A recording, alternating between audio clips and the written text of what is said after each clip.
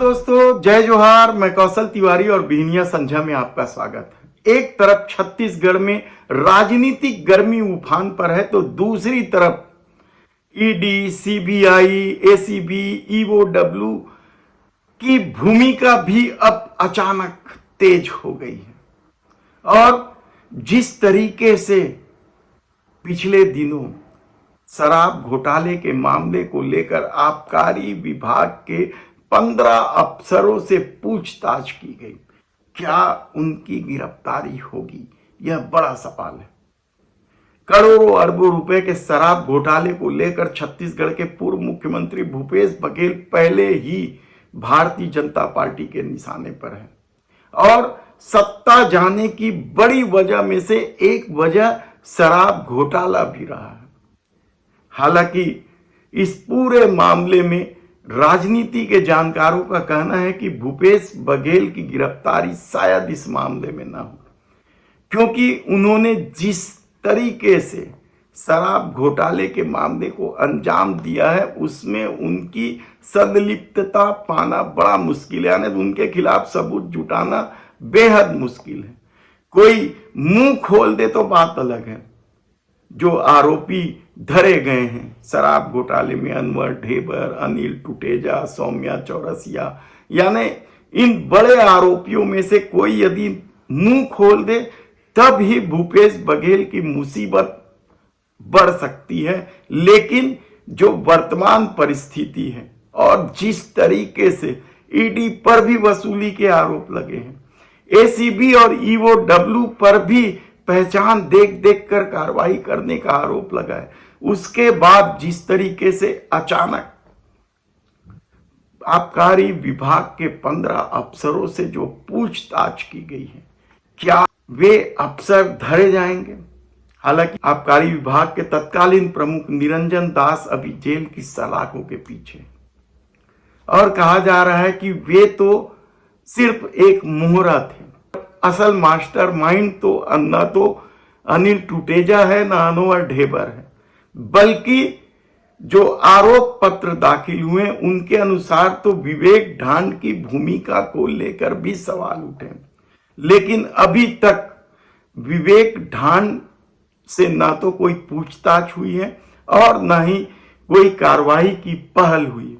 ऐसे में क्या विवेक ढांड ने सेटिंग कर ली है? क्योंकि इस दौर में जिस तरीके की खबरें आ रही है उसमें हमें सेटिंग शब्द का इस्तेमाल करने मजबूर होना पड़ रहा है।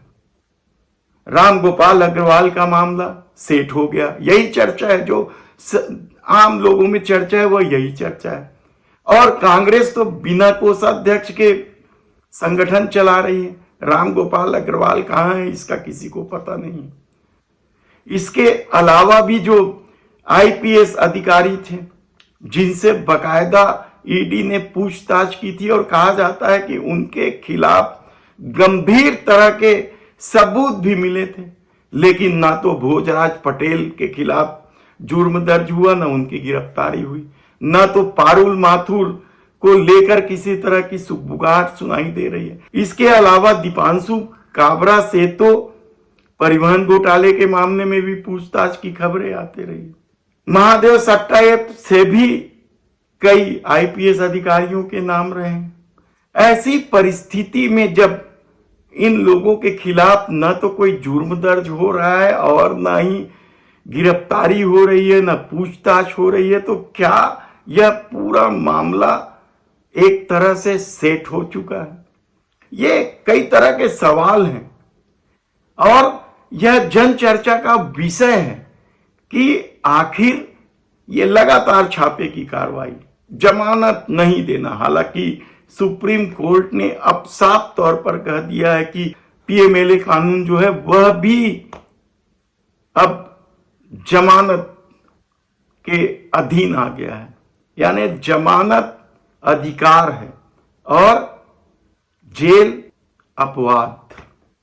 तब ऐसी परिस्थिति में छत्तीसगढ़ में जो 15 आबकारी अधिकारियों के यहां छापेमारी की कार्रवाई हुई है या पूछताछ की जो कार्रवाई हुई है उसे लेकर भी तो सेटिंग की खबरें आ रही। तो क्या सिर्फ वसूली के लिए दबाव बनाने का खेल चल रहा है? लोगों को बड़ी उम्मीद थी जब अमित शाह ने भरी चुनावी सभा में कहा था कि भ्रष्टाचारियों को उल्टा लटका कर सीधा कर देंगे। हम शासन में आएंगे तब भ्रष्टाचार करने वालों को उल्टा कर सीधा करेंगे, लेकिन जो परिस्थितियां इन 8 महीनों में बनी है, 8 महीने से ऊपर हो रहे हैं विष्णुदेव साय सरकार को, यानी डबल इंजन सरकार को, और जो परिस्थितियां निर्मित हो रही है वह कार्रवाई के नाम पर खाना पूर्ति की अधिक दिखाई दे रही है। तब इन 15 आबकारी अफसर जो इन दिनों निशाने पर हैं, उनके खिलाफ क्या होगा